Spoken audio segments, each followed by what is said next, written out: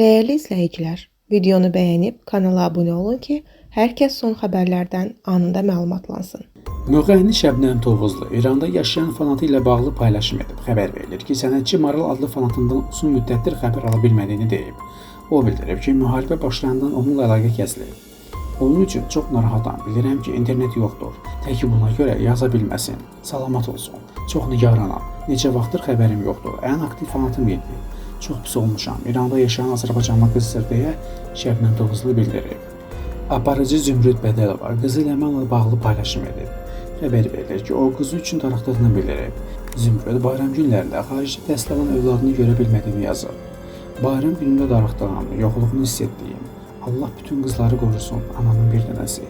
Qeyd edək ki, Zümrüdün qızı Ankara'da universitetdə təhsil alır.